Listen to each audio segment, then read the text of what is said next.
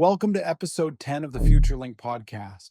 I'm Brad Smith, quadriplegic with ALS, Neuralink patient number 3, speaking to you from the same 450-pound power wheelchair I've lived with for the last 6 years.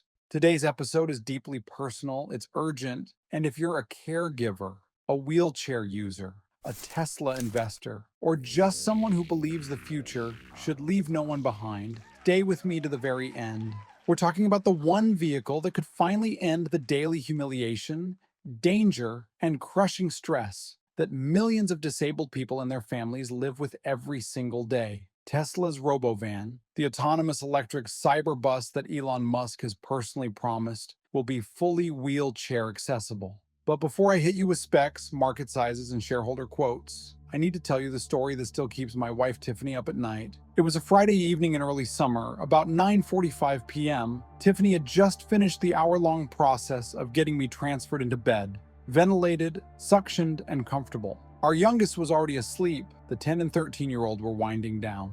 She sat down on the couch with her phone for the first time that day and started scrolling Facebook. Suddenly, she gasped, showed me her phone, and said, "Brad, I have to go. Right now." A family we didn't know had just posted in the local ALS group. Dad with advanced ALS, wife, and 2 kids had flown into Phoenix that week to close on their new house in a neighboring city about 20 minutes from us. They'd done everything right, scheduled non-emergency medical transport to the airport when they arrived, pre-booked wheelchair-accessible Ubers for the whole trip.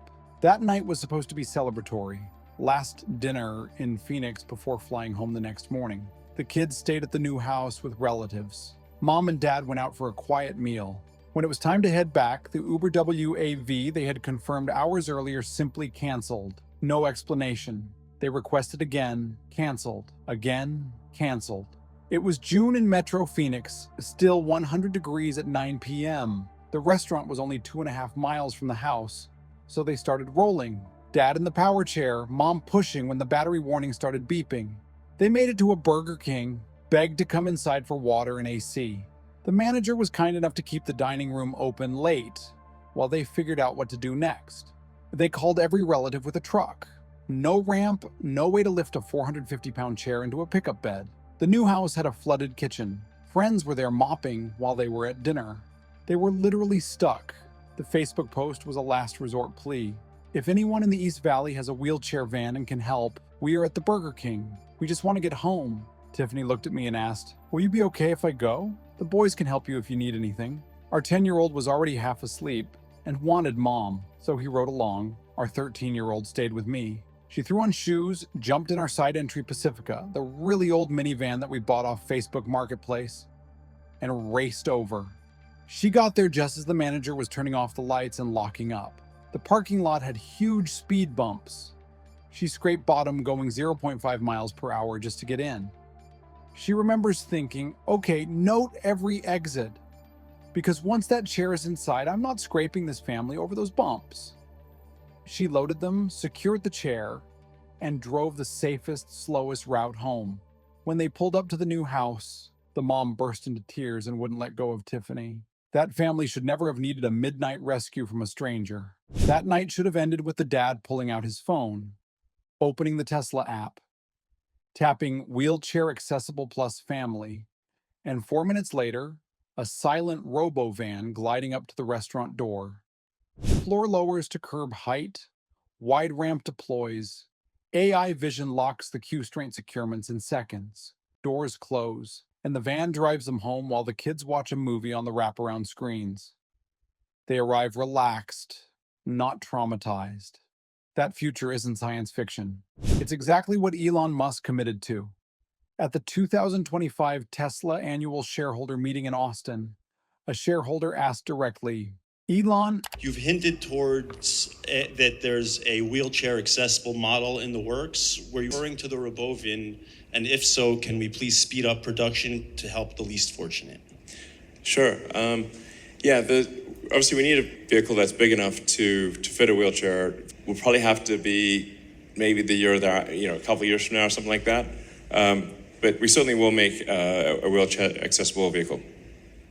He calls it Robovan when he's talking engineering and cyberbus, when he's explaining how it'll move an entire basketball team for pennies. Same vehicle. One mission. Here are the specs that actually matter to someone in a chair. 100% autonomous. No steering wheel, no pedals, ever. True low floor architecture, entry height, under 12 inches. Up to 20 passengers or a completely flat, sprinter-sized cargo area. Adaptive air suspension that kneels another 4 to 6 inches in auto levels.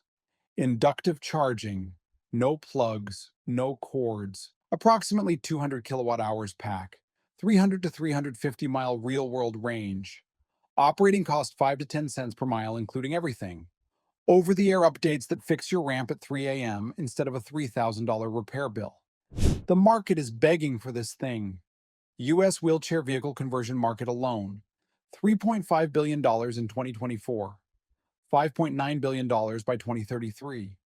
Global accessible vehicle industry, $7.3 billion growing to $9.3 billion by 2028.